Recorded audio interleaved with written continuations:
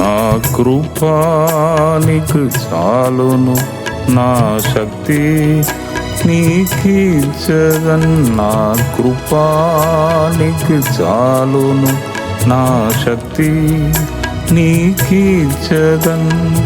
Grace grace కృపా కృపా, grace grace కృపా కృపా, గ్రేస్ గ్రేస్ కృపా కృపా, గ్రేస్ గ్రేస్ కృపా కృపా. నా కృపా నీకు చాలును, నా శక్తి నీకిచ్చదన్. నా కృపా నీకు చాలును, నా శక్తి నీకిచ్చదన్. ఈ దినము మీకు వచ్చుచున్న మాట ఏమిటి అంటే, కీర్తన గ్రంథం 37వ అధ్యాయం 5వ వచనంలో, నీ మార్గమును యెహోవాకు అప్పగింపుము, నీవు ఆయనను నమ్ముకొనుము, ఆయన నీ కార్యము నెరవేర్చును. అద్భుతమైన ఒక మాట. ఈ దినము ఉదయము ఒక పాస్టర్ గారు ఈ వాక్యమును నాకు పంపించారు. అందరూ ఒక వాక్యమును ఇంకొకరికి పంపడము ఇటువంటివి జరుగుతూ ఉంటుంది. ఇప్పుడు వాట్సాప్ కానీ ఇవన్నీ ఈ టెక్నాలజీ ఇదన్నీ పెరిగిన తర్వాత మనము ఈజీగా వారిని ఓదార్చుటకు బలపరచుటకు ఇటువంటి వాక్యమును మనం పంపుతూ ఉంటాం, సహజమే. కానీ ఈరోజు మార్నింగ్ ఈ వాక్యం నాకు వచ్చింది. నాకు కొద్దిగా ఆదరణ కలిగినది, ధైర్యం కలిగినది. ఎందుకంటే నిన్న రాత్రియే మలేసియా ట్రిప్ టికెట్ అన్నీ బుక్ అయింది. నెక్స్ట్ మంత్ నేను మలేసియా వెళుతున్నాను. అప్పుడు కొద్దిగా నాకు తడబాటు ఉన్నది. అంటే చాలా సంవత్సరాల నుంచి నేను వేరే దేశాలకు పోలేదు. అంటే చాలా సంవత్సరాల తర్వాత ఇదే ఫస్ట్ టైం నేను మలేసియా వెళ్ళడం, వేరే దేశం వెళ్ళడం ఇదే ఫస్ట్ టైం. ఆరోగ్యం సహకరించలేదు, చాలా కష్టపడ్డాను, మీకు తెలుసు, నేను అప్పుడప్పుడు చెప్తూ ఉంటాను. కాబట్టి కొద్దిగా ఎట్లా ఉంటుందో, 5-6 డేస్ అక్కడ ఉండాలి కదా, ఎలా ఉంటుందో అని కొద్దిగా మనసులో వచ్చినా కూడా ఈ వాక్యము నన్ను బలపరిచినది. ఏమున్నది ఈ వాక్యములో?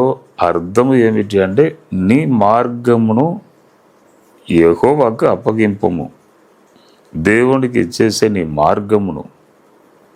ఆయన నీకు అన్ని విషయాల్లో మేలు చేస్తాడని ఆ అర్థముతో ఈ వాక్యం ఉన్నది. ఒకసారి మళ్ళీ నేను చదువుచుండగా మీరు వినండి. నీ మార్గమును యెహోవాకు అప్పగింపము, నీవు ఆయనను నమ్ముకొనుము, ఆయన నీ కార్యము నెరవేర్చును. ఇక నేను మలేసియా వెళుచున్నాను ప్రభువా, నీవు నాతో రావాలని చెప్పి ఇంకా నీ మార్గమును చెప్పి ఇంకా మర్చిపో. ఇంకా దేవుడు అన్నీ నెరవేరుస్తాడు, నీతో ఉంటాడు, సఫలపరుస్తాడని ఈ వాక్యం నన్ను బలపరిచినది. ఎప్పుడు కూడా బైబిల్ వాక్యము మనల్ని బలపరచుచున్నది. అందుకే రాజకీయ నాయకులు కూడా, పెద్ద పెద్ద లీడర్స్ కూడా బైబిల్ వాక్యమును ఇష్టపడుతూ ఉంటారు. మన కష్ట టైంలో, నిరాశతో ఉన్నప్పుడు, నమ్మకం కోల్పోయినప్పుడు ఈ వాక్యం మనకి సహాయం చేస్తుంది. కాబట్టి నాకు కూడా ధైర్యం కలిగినది. నేను నెక్స్ట్ మంత్ 15వ తేదీ వెళుచున్నాను. 15, 16, 17, 18, 19 5 days కూడా మీటింగ్స్ అక్కడ అరేంజ్మెంట్ అవుతున్నది. 2 పెద్ద చర్చెస్లో చెప్పంగానే, జర్సన్ అబ్రహాం చెప్పంగానే వెంటనే ఇచ్చారంట. సార్ మాకు తెలుసు అని చెప్పి ఇచ్చారంట. కాబట్టి అక్కడికి వెళుచున్నాను. మీరు కూడా ఈ వాక్యమును వినుచున్న మీరు కూడా నీ ప్రార్థనలో, నీ కుటుంబ ప్రార్థనలో ఒకసారి నన్ను జ్ఞాపకం చేసుకోవాలి. దేవా, రాకపోకలు సార్తో ఉండి మంచి క్షేమంగా తీసుకురావాలి. తర్వాత అక్కడ ప్రజలు ఓదార్చబడాలి, ధైర్యం పొందాలి, ప్రజలతో నీవు మాట్లాడాలి. ఈ చివరి కాలంలో దర్శనము చూసి ప్రజలతో దేవుడు తన దాసుల ద్వారా ప్రజలతో మాట్లాడాలి. అటువంటి ఒక టైంకి వచ్చేసాం. అంతే. ఇప్పుడు ప్రవచనాలు, దర్శనము, జరగబోయేది ఏమిటి, ప్రజలను సిద్ధపరచుటకి అటువంటి దాసులు కావాలి, అటువంటి కృపను పొందిన వారు కావాలి. ఒక్కొక్కరికి ఒక్కొక్క కృప ఉంటుంది. మన ఇష్టం వచ్చినట్టు ఏది చేయలేము. అనాయింటింగ్ ఒక లెవెల్ ఉంటుంది. అనాయింటింగ్ లెవెల్ ఒక్కొక్కరికి ఒక్కొక్క లెవెల్ ఉంటుంది. కాబట్టి అటువంటి గొప్ప ప్రవక్తలు మన దేశంలో లేవాలి. ప్రజలు నడిపించుటకు, అంటే రాకకు సిద్ధపరచుటకు. కాబట్టి మలేషియా దేశంలో కూడా అనేకులను దేవుడు సిద్ధపరచాలి, నడిపించాలి. అద్భుతాలు, సూచక క్రియలను ప్రజలు కండ్లారా చూడాలి. ప్రభు సన్నిధి తోడుగా రావాలి. ప్రభు సన్నిధి వస్తేనే అక్కడ మర్యాద ఉంటుంది, దేవుని సన్నిధి ఉంటేనే. కాబట్టి ప్రభు తోడుగా రావాలి. నేను దాదాపు ఒక 20 days ముందు నా సొంత గ్రామానికి వెళ్ళాను. అక్కడ ఒక పెళ్ళి, నా సిస్టర్ యొక్క కొడుకు పెళ్ళిలో పాలు పొందాలని వెళ్ళాను. వెళితే అక్కడ మా గ్రామంలో పెద్ద ఆలయం ఉన్నది, బ్రిటిష్ వారు కట్టిన ఆలయం. నేను అనుకుంటున్నాను ఒక 75-80 years అయింది. అద్భుతంగా కట్టారు. ఇప్పుడు కూడా చరిత్రలో నిలిచిపోయినట్టు ఆ పిల్లర్ కానీ, ఆ వుడ్ కానీ ప్రత్యేకంగా ఉంటుందండి. మనం వర్ణించలేం, అలా ఉంటుంది. అది చాలా, నా జీవితంలో ఎన్నోసార్లు ఆ చర్చిలో నా మొరను దేవుడు విని నాకు బహాటముగా నాకు ఉత్తరం ఇచ్చాడు. బహాటముగా జవాబు ఇచ్చాడు. అటువంటి ఒక చర్చ్ అది, నేను ఎప్పుడూ మర్చిపోలేను. ఆ చర్చికి వెళ్ళాను. వెళ్ళి అక్కడ అతి పరిశుద్ధ స్థలం, సిఎస్ఐ చర్చిలో అక్కడ ఆల్టర్ అంటారు, ఆల్టర్. అక్కడ వెళ్ళి దాని ముందు మోకరించి ప్రార్థన చేశాను.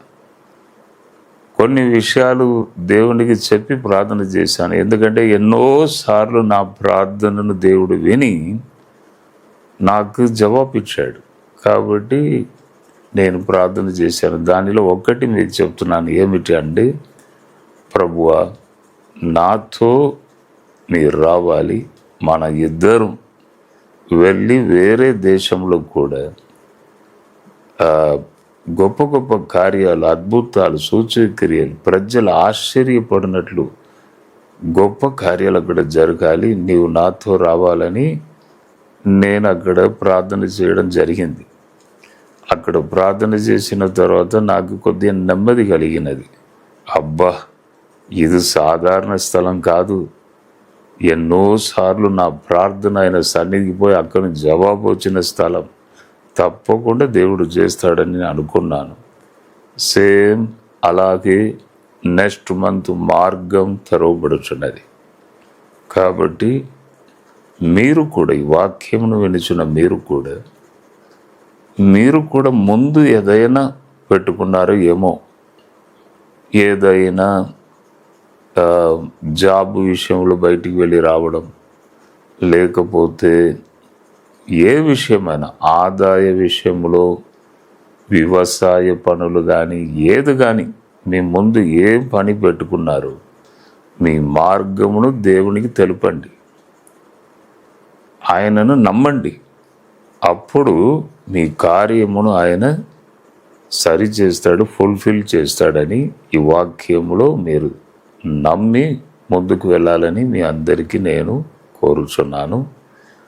తర్వాత అక్కడ దేవుడు ఎలా వాడుకున్నాడు, ఎలా జరిగింది, ఇదన్నీ నేను షార్ట్లో దానిలో నేను తప్పకుండా మీకు ఇస్తూ ఉంటాను.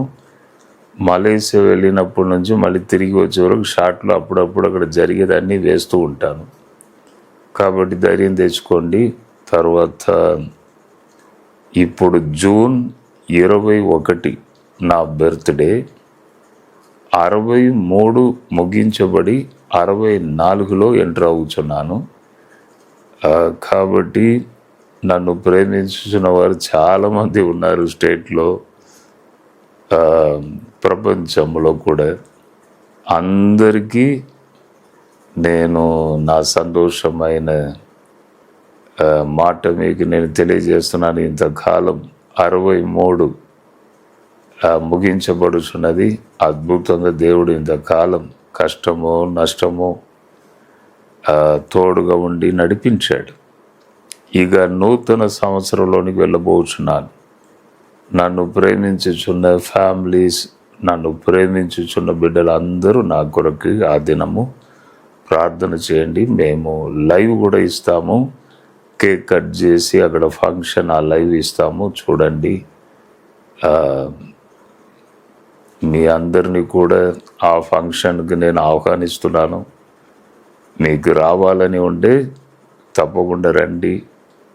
21 ఆదివారం సాయంత్రం 7 గంటలకు గిఫ్ట్ ఆఫ్ జీసస్ ప్రేయర్ టవర్లో ఈ ఫంక్షన్ పెడుతున్నాం.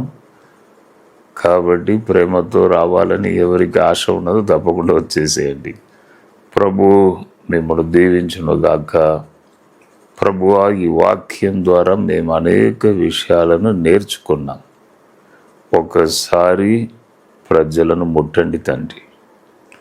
ఇప్పుడే మీ హస్తం వారి మీదకి వచ్చునుగాక. స్తోత్రం. బలపరచండి. సింహాసనం నుండి నీ సన్నిధి కుమ్మరించబడునుగాక.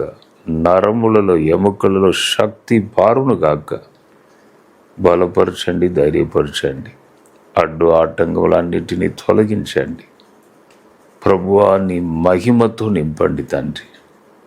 మలేషియా దేశం గురించి చెప్పాను, అక్కడ కూడా వాడుకోండి తండ్రి. ప్రభువా, నాతో రండి, గొప్ప కార్యాలను చేయండి. స్తోత్రం. చరిత్రలో నిలిచిపోయినట్లు అక్కడ అద్భుతాలు, నీ కార్యములు అక్కడ జరుగునుగాక. ఘనత మహిమ నీకే యేసు నామంలో అడిగి వేడుకొనుచున్నాను తండ్రి. Amen, amen. Judson Abraham YouTube ఛానల్ని సబ్స్క్రైబ్ చేసుకోండి. తెలిసిన వారు బంధువులందరికీ చెప్పండి, వారిని కూడా సబ్స్క్రైబ్ చేసుకోమని చెప్పండి. ప్రభు మిమ్మల్ని దీవించునుగాక. God bless you, God bless you, God bless you.